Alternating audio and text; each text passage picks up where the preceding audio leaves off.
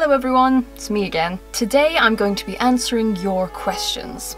Now, originally I was going to make a frequently asked questions video, covering the usual things people ask me, so they wouldn't need to ask. But I didn't have that many, so I thought I'd ask you guys what you would like to ask me. And I posted this on my Instagram and my Facebook, and I ended up getting quite a few questions. So I'm going to attempt to answer them all today, if I can. First question, what cameras do you use? I use Canon DSLRs, more specifically a 550D, a 600D and a 60D, which is the one I'm filming on right now.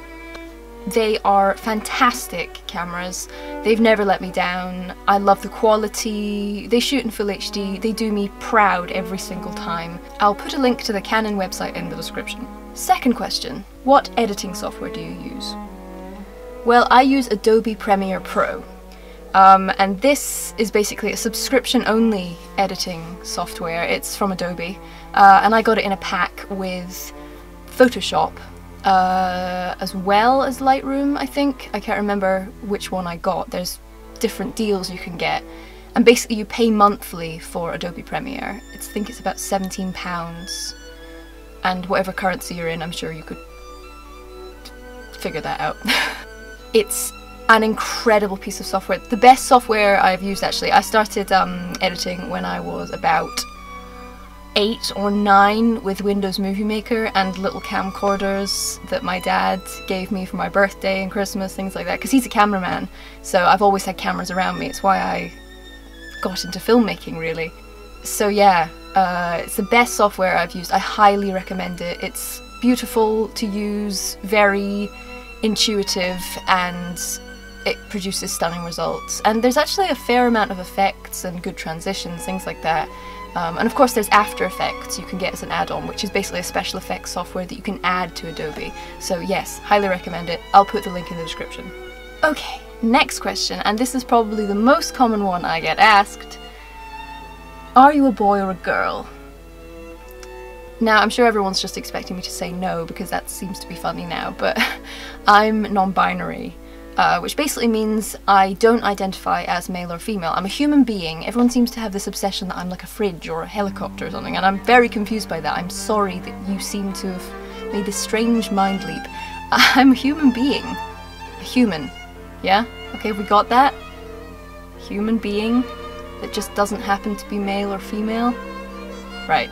Good! Okay, because this has upset quite a few people. Which I don't understand why. I'm just telling people who I am.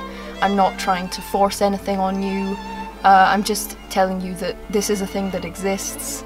But so many wonderful people are so supportive and fantastic about it as well, and so many non-binary people have told me that they felt so good knowing that I'm out publicly and that I made a video for the BBC called Boy or Girl, which went viral. In good ways and bad. There was a lot of hate spread from that, which was shocking. But you know, that's always going to happen with new things. It's just the way the world works. But yes, that's my answer. I'm non-binary. I'm not a boy or a girl. I'm just me. Whereabouts in the UK are you from? Well, some of you probably already know this, but I live in Scotland. Because I obviously have Black Butler Cosplay Scotland, I go to Scotland MCM. I haven't actually been to London or the UK, other parts of the UK. But yes, most people think I'm from England because my accent is not very Scottish. So yeah, I live in Scotland. Where do you get your wigs? Most of my wigs come from, oh gosh, what's the name of it? Cosplay Salon, which is, I think, a shop in Manchester, but I buy them off eBay. But I think the name is Cosplay Salon. It like comes in this package thing. It's great. I really like the way they package them as well. For some reason it comes in like this sort of like airtight metal bag with Cosplay Salon written on it. I'm sure some of you have bought them from there, but that's where I got my Grell wig, my Sebastian wig, every wig really, apart from my Loki wig, which was an independent seller, or you know, it wasn't such a big name. It's a lace front one, so I don't think cosplay salon do lace fronts. I could be wrong. But anyway, that's where I get my wigs from. eBay. eBay's the best. How do you make or buy your cosplays? Well, I make my cosplays in kind of a weird way, I think. Although probably other people do this as well. I go to charity shops, which not all countries have. I think you have, oh gosh, you have another kind of shop in like America that's a bit like that. Like thrift stores, is that what you call them? I don't know. But yes, charity shops and eBay, basically cheap things I can find. So like base materials. I use curtains as main fabric. So say for example for my Dorian cosplay, it's a lot of leather. So in my case I bought a pair of suede curtains from a charity shop for £5, and it was a huge amount of material, and it basically did my entire cosplay just with those curtains. So it's really worth looking in charity shops, kind of thinking out of the box, not always like just buying pre-made cosplays, because it's so much fun making them. I mean, personally that's where most of the fun is with new cosplays, is making them. I just, it's great. And you learn so many new skills. So yeah, I make most of my cosplays. I have bought a few things. I always buy wigs, obviously. And occasionally, like, you know, just things like shirts, suit trousers, things that you don't really need to make. That things are just available. But for example, like Grell's jacket, that was just a red trench coat that I then slit up the back, put a bow on, put black ribbon around. But it was just a boring red trench coat I found on eBay. So yeah, I basically buy and adapt clothing. That's how I make my cosplays. How old are you? I'm 22. What is your favourite cosplay of yours? Oh gosh. This is really hard, because every single cosplay I do is special to me because I love the character. But I'll have to say Dorian. Dorian's the most fun. And Dorian's the most like me. Like I love expressing myself through Dorian.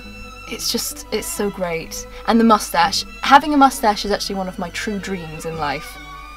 People that know me well know this, that I'm obsessed with mustaches, and I'm sad that I'll probably just have to use fake ones and not have a real one ever, but who knows? I mean, maybe I'll just wake up one day and it'll be there. Right? I think I've written this down wrong. Why and how did you learn about and start cosplaying? Sorry, that was probably a perfectly reasonable comment until I wrote it down. How did I start? How did I start cosplaying? And why? That's probably it. Well, actually, I've been watching Black Butler for a while, and Grell turned up. And I just saw Grell and I was like, you are awesome. You're great. You're nuts. You have amazing hair. You're just flamboyant and amazing. I want to cosplay you. And yeah, Grell actually inspired me to cosplay. I'd actually not really been into cosplay at all. My entire life up to when I was, what age would I have been? 20? When I first saw Grell, or 21, God knows. But it was quite recently, because I only started cosplaying in August 2015, around that time. So yes, Grell was my first cosplay. I not really followed any cosplayers or seen any cosplayers. I just knew it was a thing, obviously, like, because my friends went to like MCM and stuff, and I would see them do it, but I never really thought it was anything I could do or would want to do. So it was kind of an experiment. It was just because I was so obsessed with Grell that I decided to do it, and so I pushed the boat out, made the Grell cosplay, did it, and so many people loved it, and I suddenly realised that it was helping my kind of acting thing as well, because I've always been into acting and filmmaking. I was into that before cosplay. So it was the fact that I could play characters which was the real pull for me. And I realised like all these characters that I love, I could become. So yeah, that's why I started cosplaying. It was actually all Grell's fault, so blame Grell. Did you sell your soul to gain your majestic cosplaying abilities? I'm sorry, but I'm not willing to disclose that information. Do you have any tips for anyone starting out cosplay? Gosh, I just say don't be afraid to be any character you want to be. I think people get very funny and they're like, oh, who should I cosplay? Who would I suit? And you really shouldn't think about that. You should just go with who you adore as a character and just go with what you want. I feel like if someone else suggests it, your heart might not be in it, and it takes the fun out of it. You've got to do it for yourself. So I'd suggest that just don't be afraid to give it a go, and don't be afraid to try and learn new skills as well, like making things. Like, don't think that you're just terrible at making things because you've never made anything before. You should just try it, because I never had made clothes or sewn anything, but I just started doing it for cosplay, and now I have skills that I never had before. So I just basically say don't be afraid and go for it. That's my advice for you cosplayers. How many languages do you speak? Doesn't need to be fluent. Well,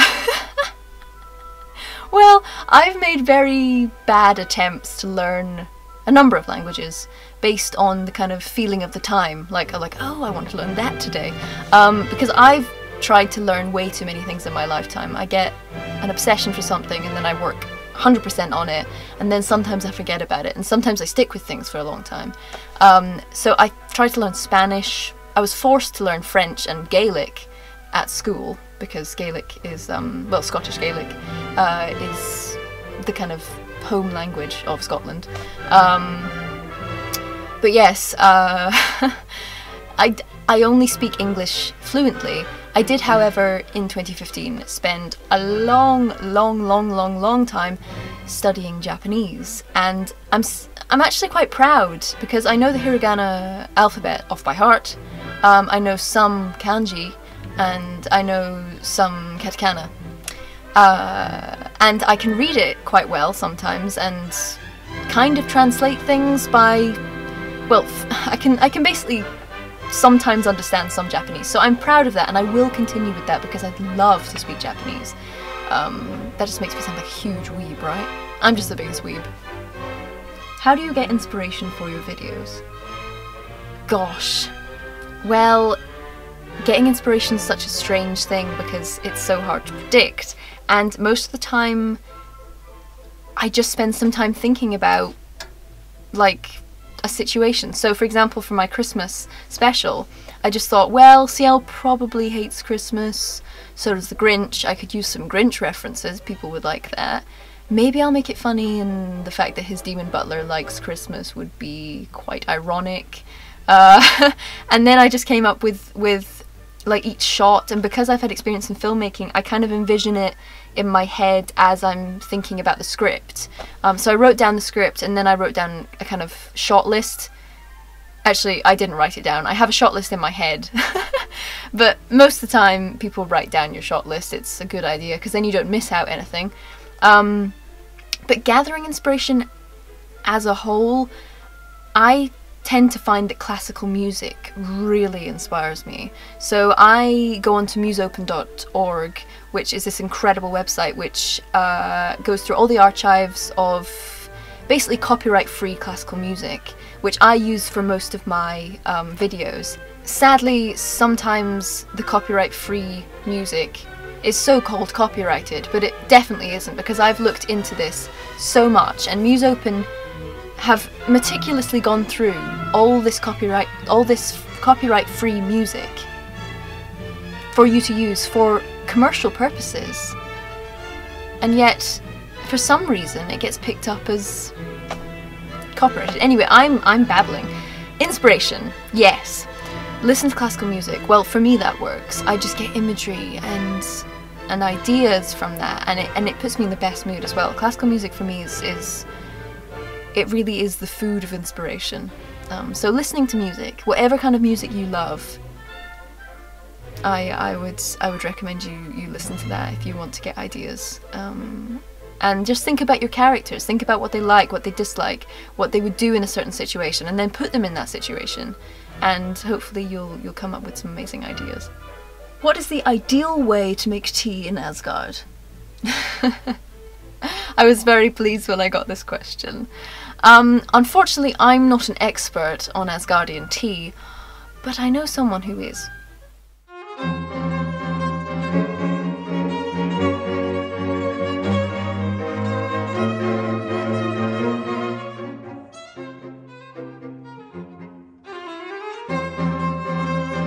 First, gather together your usual tea making materials, some black tea, orange peel, Asgardian honey, and the milk of the bilschneip.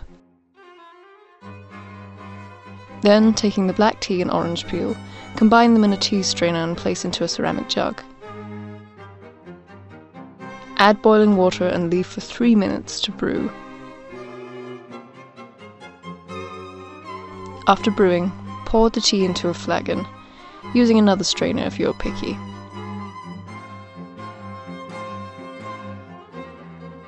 Then add the bilschneip milk to taste and stir in 1 spoon of the finest Asgardian honey.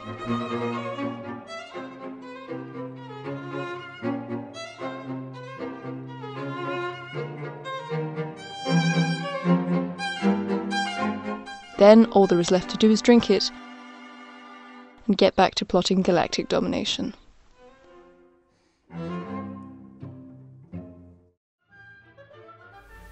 And there you go. I hope you'll be enjoying your Asgardian tea for many, many years to come. If you were in the Black Butler world, what is the first thing you would do? Winky face. That winky face is suggestive. I hope you're not suggesting that I'd rip Sebastian's clothes off. Maybe you are. Funnily enough, I would just go to the Phantom Hive Manor. I'd really like to have a cup of tea with CL and kind of talk to him and probably get Sebastian to make me some amazing cake. Yeah, I think I'd do that. I think I'd just go to the Phantom Hive Manor and chill out a bit, really. Maybe hope that Grell turns up. Grell's great. My favourite character, most likely. Although they're also great. Yeah, although I'd be a bit worried if Grell turned up, because then I would probably be reaching the end of my life. Because if a Reaper's there, it's never a good sign, is it? If you could travel to any time period, which would you choose and why? Oh gosh, that is a really difficult question. I would probably have to say the Victorian era. I don't think any other era other than this one is as accepting of non-binary people, so I think I'd probably be quite upset in any other time period other than this one, as probably many trans people would agree. So we live in a very lucky time. But yes, back to the main point, the Victorian era, because it's beautiful, and I take so much inspiration from that time. The style, the fashion, the obsessions with the macabre and the gothic, and just the kind of overall aesthetic of the Victorian era is something that very much appeals to me. What is your favourite flavour of tea? Oh, I love tea. Tea is the drink of life. I'm mostly addicted to salted caramel tea, which sounds disgusting, but it's lovely. Well, some people think it sounds disgusting. Some of you with a sweet tooth are probably like, oh my god. Also gingerbread tea. I have a wide selection of tea. I'm a bit addicted to matcha, actually. Powdered matcha. It really gives me a kick. I don't have coffee, so if I need something that's going to give me a kick, I have matcha. If I have to pick an overall favourite, it's going to be impossible. I think salted caramel. I have salted caramel the most. That's my favourite. If you could have any pet animal, what would it be? And fictional animals are included. Okay, I have to say I want a Trico from The Last Guardian. I don't know if any of you have played or watched someone play The Last Guardian. I personally watched Jacksepticeye play The Last Guardian on PS4, and Trico's stolen my heart, and I adore him to pieces. Here's Trico. Just look at his face. Look at his little teary eyes. So yeah, I want a Trico. Get me a Trico, please. I want to read more manga other than Black Butler, but I'm finding it hard to choose. Do you have any recommendations? I've only actually read Black Butler all the way through. I'm up to date with that manga because I adore it. Other than that, I have only read little bits of Assassination Classroom, which I love. That's the only other manga I've really read any more of. I've read little snippets of other ones, but Black Butler's really the only one I've read too, so I'm sorry, but other than Assassination Classroom, I can't really recommend anything. Do you like K-pop? I haven't really listened to it, unfortunately. I have occasionally caught snippets of it, and I enjoy it, but I haven't purposefully sit down and listen to it. To be honest with you, I find it hard to find the time to sit down and listen to things. I mostly listen to classical, so I'm not very in with like new songs, new popular songs, or songs that everyone listens to. So I haven't really listened to K-pop, but I've watched Korean TV. I have to say, those Korean boys that are in those bands are just so dang pretty. And so are the girls. I mean, it's amazing. They're like a different species of human. It's quite amazing. What's your favourite anime, and roughly how many have you watched? Funnily enough, not that many. Really, compared to other people. Like I said, I just tend to not have very much time nowadays. But my favourite would have to be Black Butler. I mean, it's changed my life so hugely, and I follow it so closely, and I follow the manga so closely, and I'm so excited for the movie that's coming out this year, whenever I post this video. So yeah, I'm super excited for that. Really excited. So Black Butler's my favourite. I've watched, and I have a list here, Black Butler, Assassination Classroom, Diabolic Lovers. Yeah, I know. I also watched More Blood as well. Don't judge me. Vampire Knight, all of the seasons, Yuri on Ice, Seven Deadly Sins, Free, including Free Eternal Summer, and all the OVAs. I love Free. Attack on Titan, Tokyo Ghoul, only the first season though, I got too freaked out, and Hozuki no Reitetsu, which is a very, very not well-known anime, basically about Hozuki, which is basically the devil's administrator? I don't know if that's the right term, but I would really recommend it. Hozuki no Reitetsu is great. It stands for, it basically means Hazuki's cool-headedness. He's a very chill character, very like Sebastian. I think that's why I got so into it. He's basically like Sebastian.